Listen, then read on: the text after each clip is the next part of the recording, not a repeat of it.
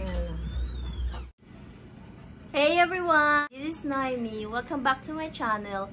For this video, we're going to bake a cassava cake. And this is our ingredients, guys. 2 pack of grated cassava and 1/2 evaporated milk, 1/2 cup of evaporated milk, and then 3 pieces of eggs, 1/4 cup of butter, 8 tablespoons of cheese, 1 cup condensed milk, 16 tablespoons of sugar, and gata, the coconut milk.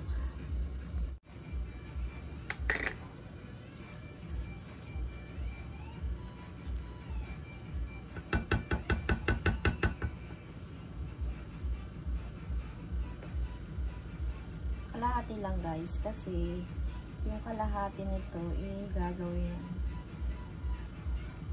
natin sauce, topping sa taas, I mean.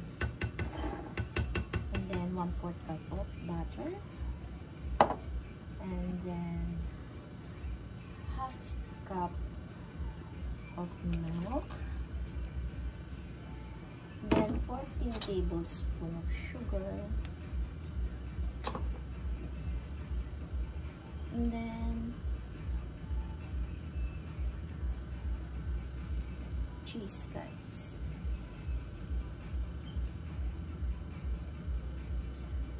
Yung 2 tablespoons ito, guys, ilalagay natin mamaya sa toppings. And then 3 eggs.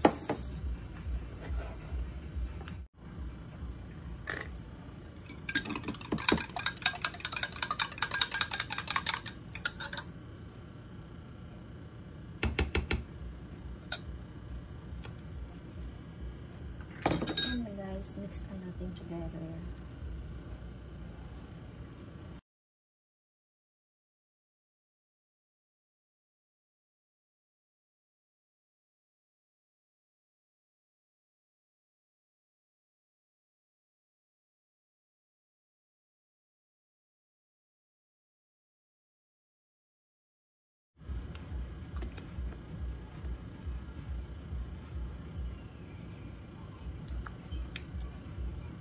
After natin mix together, guys, lalagay natin yung isang gata.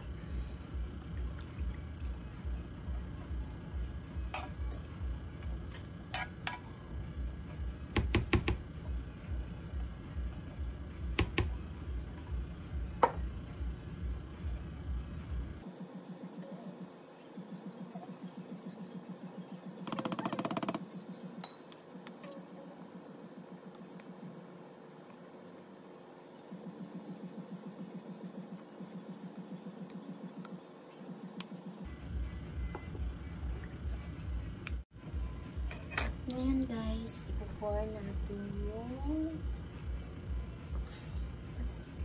sa baking pan. Ayan.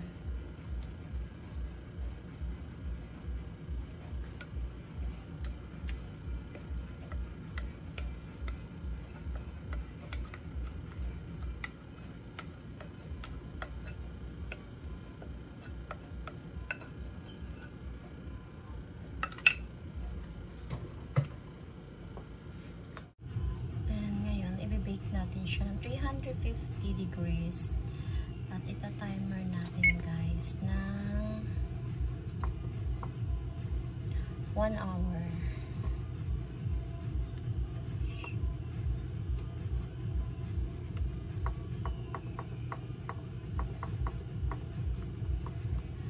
Tapos start.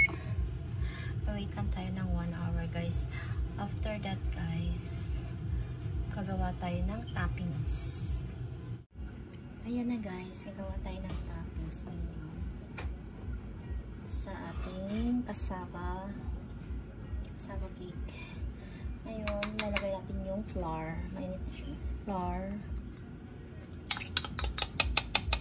Tapos 2 tablespoons of flour, and then 2 tablespoons of sugar.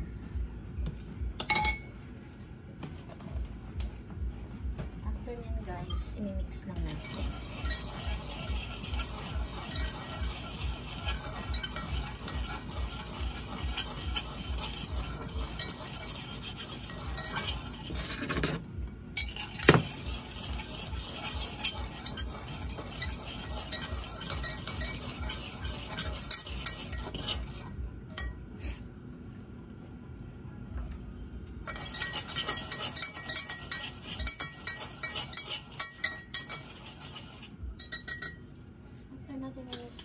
Ilalagay naman natin yung natira kanina na condensed milk.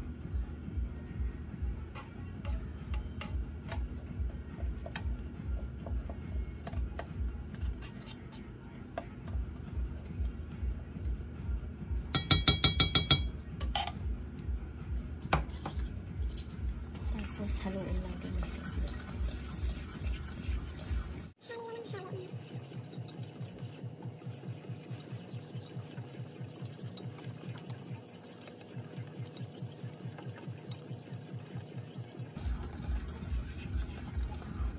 Ngayon guys, nahalo na siya. Lalagay natin yung cheese na natira ulit kanina.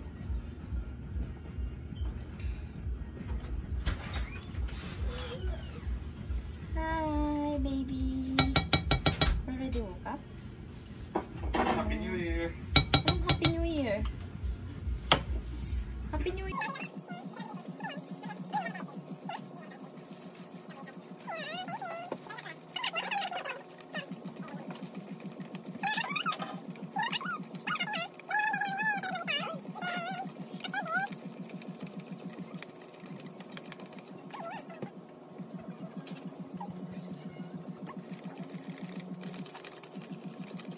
Ngayon, ilalagay na natin ang gata coconut milk.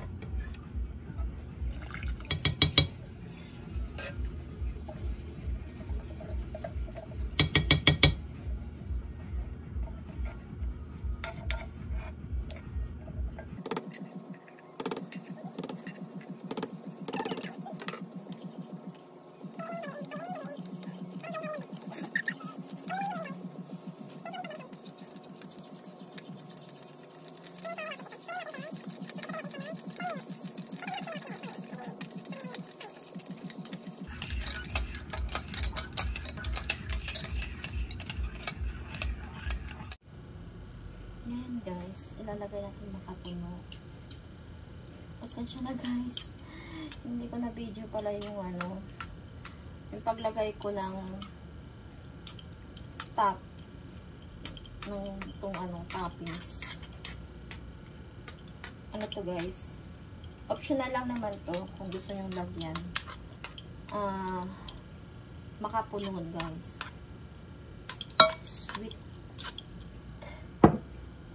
Sweetened coconut or makapuno.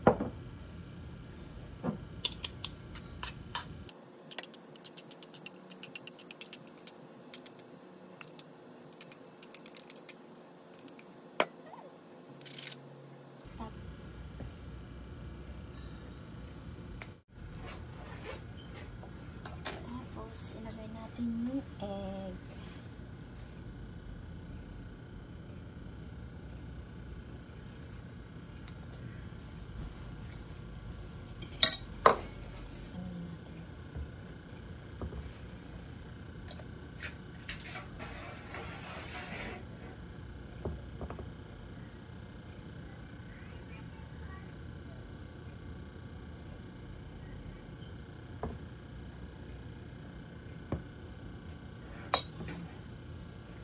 Tapos, i-broil natin siya into a low medium heat lang. I-broil natin siya guys sa low medium heat. Ayan na guys. Ito na ang ating cassava cake.